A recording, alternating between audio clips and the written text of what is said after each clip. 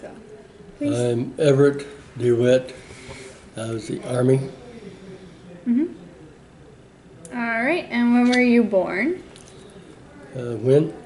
Yep. January 1932 in Fisher, Arkansas. In Arkansas. All right. And where did you go to high school? I went to Brinkley High School.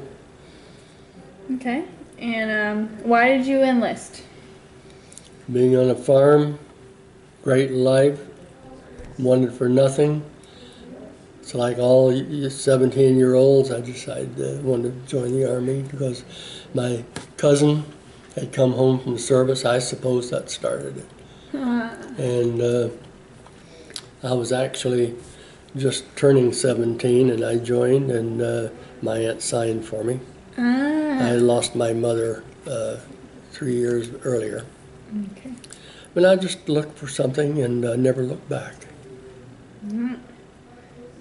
All right, and where did they send you to basic training? Camp Chaffee was Camp Chaffee, Arkansas. Now it's a fort. All right, and how long did you spend in basic? Can't remember. It was longer than it is today, it seems.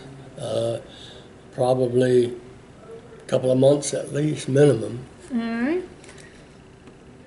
And after they sent you to basic training, where did you go? They shipped us to Japan, California, and then jumped off to Japan. All right, so you went to Japan. Did you sail there? Yep. The only ship, I made 8 ship trips in the military, and the only one I can remember is the very first one, the H.B. Freeman. H.B. Freeman. And I cannot for my life remember any other name, but that one impressed me. All right, and where were you stationed in Japan? I was in Osaka, Japan, the first time. I guess it was the ancient capital. The second time I was in the southern part. So Osaka was in 1959? No, 1949. 1949. 1949. All right, and what were you doing in Osaka? I was doing the communications part, putting up cross arms, stringing field wire. All right, so like radio work. It's signal corps, which covers pretty much pole climbing. Yeah. All right, and when you moved on from Osaka, what happened? From Osaka, we were on maneuvers in Mount Fuji. I was in Japan probably 18 months, possibly. We were on maneuvers at Mount Fuji when the Korea broke out. Needless to say, they put us on and convoyed back to Osaka, preparing to go to Korea. So when Korea broke out, there was like a noticeable change in the air? Noticeable, absolutely. It was, young people, 17, I was 17 then.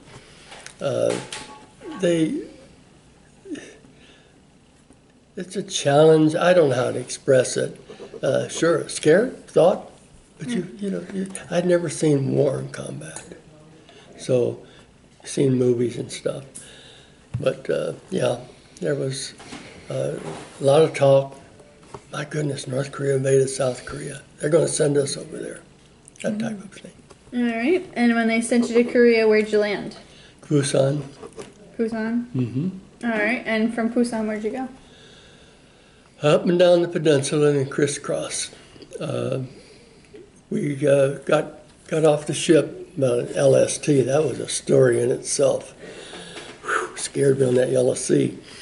We convoyed the rest of that day and all that night driving through the mountains. There were no roads or highways. And every trail that was dirt, gravel. There's only, and I later found out jumping ahead, there's only 13 miles of blacktop. That's around Seoul. The Japanese built that. Korea might say was a little bit behind times, but the rest of them are all gravel roads. Mountain scary. No guardrails. I mean, driving day and night. We were 20 hours probably motoring, heading for positions of where they were going to send us. Who knew where? Had no map. Didn't care. Scared. And around every mountain, you didn't know what to expect. All right. So, do you have any memories of being on the peninsula at that time, like that stick out? Strange place, mountains. No, I don't know how to put it. As it went on, the winter was coming on. The time we got secured somewhere. When they say frozen chosen, that's no joke. We had World War II equipment. We didn't have the newer. And as people are getting frostbite toes and fingers and faces, they did bring in the new equipment. And we survived that winter pretty much. So do you remember anything about your fellow comrades or anything else about your time in Korea during that time? Instances, there's a lot of things. They can be good stories, they can be bad stories. Well, we were convoying late at night and we stopped. It must have been, just guessing, about a 2.5 mile strip between two mountain passes. And when the dawn broke, all hell broke loose. All right. Bullets popping through the tarps of the trucks. Guy beside me got shot.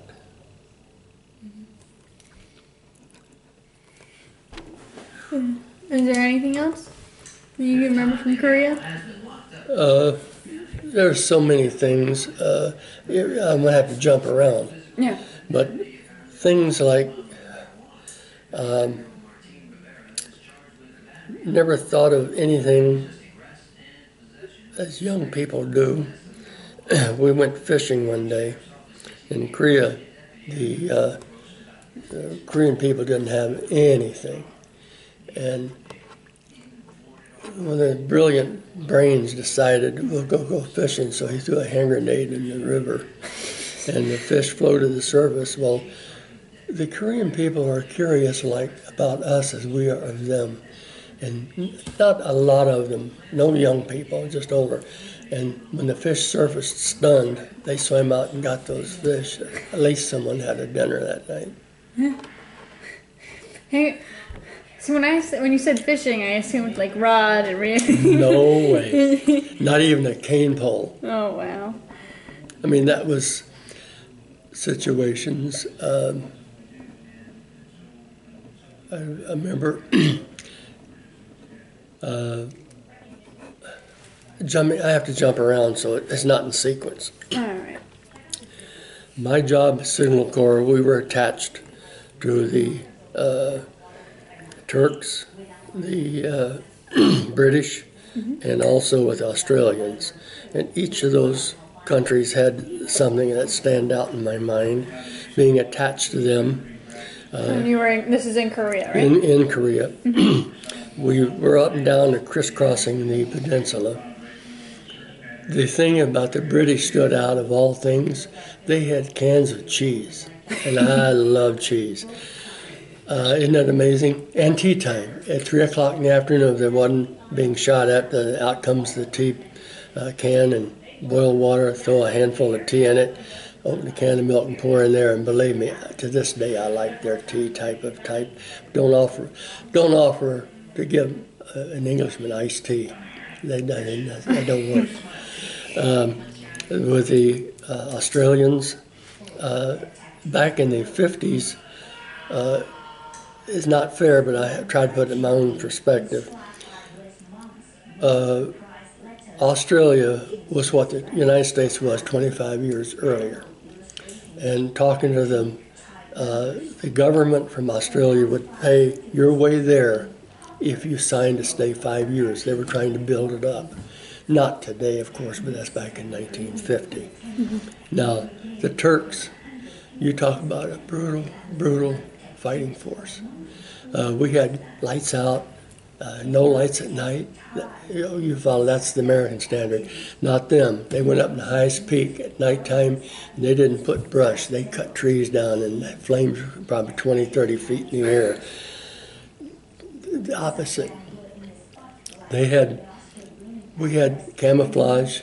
They had circus tents, I call them, red, green, blue stripes. Different culture, different people. Friendly. I smoked at the time, and I offered a cigarette to this guy. I didn't speak their language, they didn't speak mine. And he took my cigarette, and I was going to walk away, and he grabbed me by the arm. Well, thank goodness someone spoke a little broken English. He says, "You give him a cigarette?" And I said, "Yeah." He says, "You got to take one of his." And so I did. And then he smiled. I mean, this culture, see, people are different than governments. Yeah. What's that got to do with it? I don't know. Did the Turks do a lot of hand-to-hand combat when you were with them? I was attached to them, and it happened. We were having a lunch, whatever it was I was eating, but I ate it. And all of a sudden, I didn't know what happened. There was a commotion going on. They laid everything down, grabbed their weapons, and went. No, they left. Well, not having anybody to interpret or anything, I guess they went into the village and cleaned it out. I mean, they don't mess around. They're very brutal. Well, you see that in the Far East right now. Cultures, a lot different than ours. A lot different. All right, and you said the British, the Turkish, anybody else you remember distinctly? The Australians, Yeah. British, the Turkish. So I give you the related stories of each one. Cheese, the British, I love their cheese, and they're nice people, and they're tea time. And Australians, it was talk about Australia. Yeah. And like I say, it wasn't a party, it was just meeting people. Chit chat, yeah. Do you work with any other UN forces besides the Brits, the Australians? Not directly. We were associated by allies. I mean, going from one place to the other. Thank goodness whoever was in charge knew what they were doing, where they were going, and we run across checkpoints with the MPs, and they, all by yourself. And they said, "Don't go that way, that's where the front is." And we were looking for this outfit. Another thing I remember stands out, is eerie and scary as hell, was we had a small convoy, and we would go through these towns that was burning. They had, that earlier in the day, they'd had a big firefight in there. Yeah. And acrid smoke and burning. They're only one-level buildings with thatch roofs and stuff.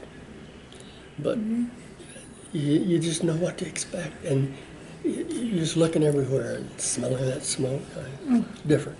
All right. So do you want to move on from Korea? Is there anything else you want to say from Korea at that time in your duty? There was, well, I related pretty well all of it except the lousy cold weather. I could keep talking about that. That was terrible. Well, when you're from Arkansas, I'm sure it was quite the shock. And a foreign country like that, mountainous. All right. So after you left Korea, when did you leave Korea? Do you remember? Well, you spend a year. You figure I was there in July, and I probably left July or August. I know it was warmer weather. Went back to Japan. We got there. I didn't say anything about the food. We all ate canned rations and stuff. Well,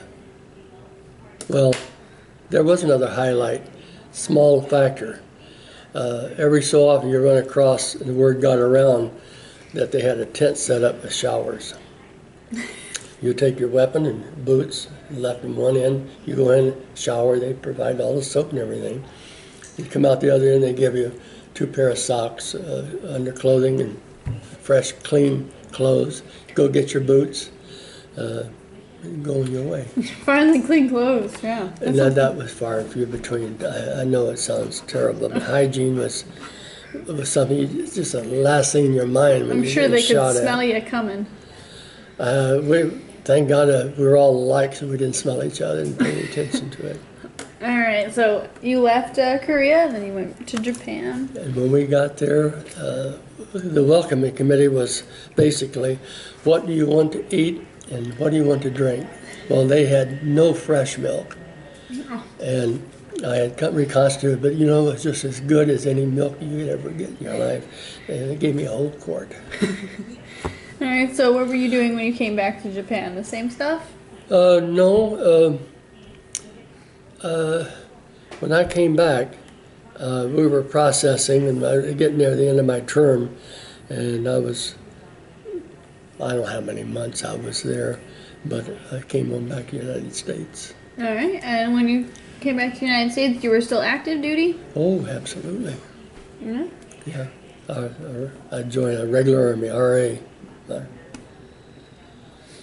And then they, after you went back active, they shipped you out again, you said? Yeah. I was assigned to different units, first of all, in Fort Sheridan. I was a cadre until my orders came through, and I went to Fort Leonard Wood, Missouri.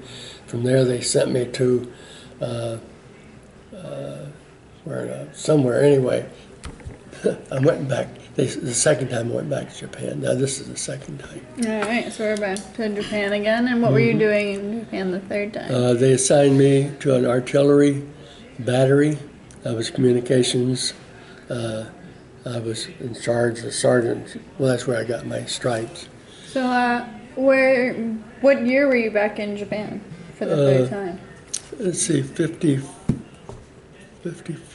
54. So this is after the night. I was only back a year. So this is after the Korean ceasefire. So it was less stressful, maybe.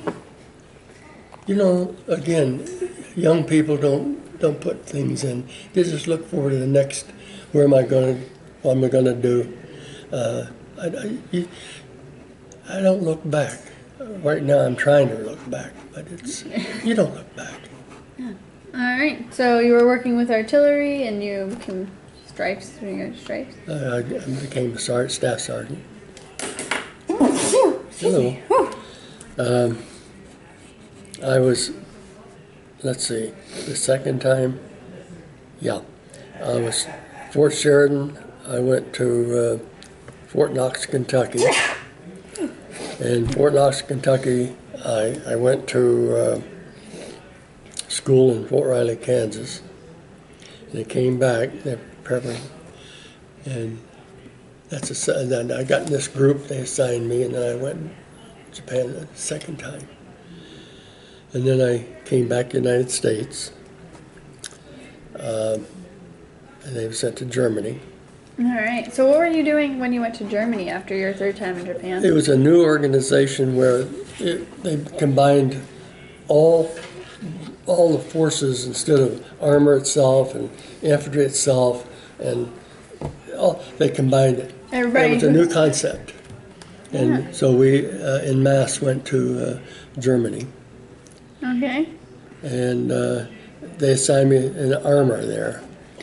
And I was communications chief, operating, keeping radios, my crew, keeping that operating. Terrible duty. My own terms, I wouldn't want to be in combat in a tank. They're setting ducks. You're assigned not in any good location, but armor has to be out in dirt and mud away from. The unit has to be up, revving and running before daybreak because they're setting ducks. That means rain, shine, snow, or sleet. You had to eat the best you could in the dark. And just giving you a scenario. Now, this is not war. This is just the way it's structured. And I was glad to get out of the armor. But while I was there, I graduated from the NCO Academy in Munich, Germany.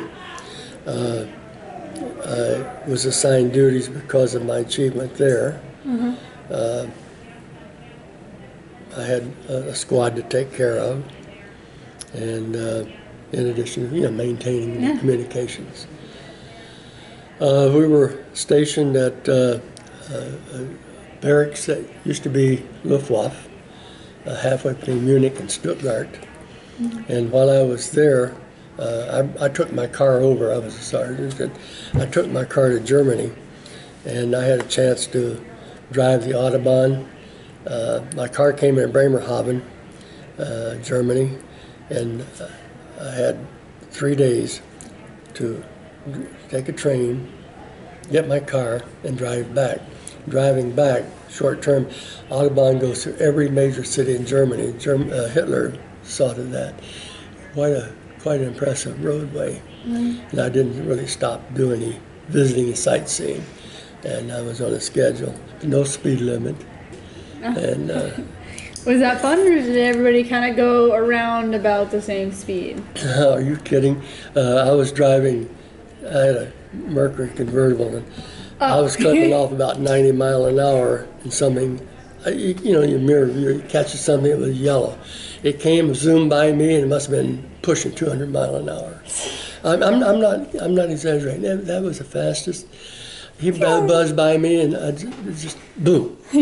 Whoa. Yeah, but that was an interesting little thing. Now, in Germany, being a sergeant, we had privileges that 3 of us sergeants would go over to on the Autobahn, and they had places where you could have breakfast and stuff.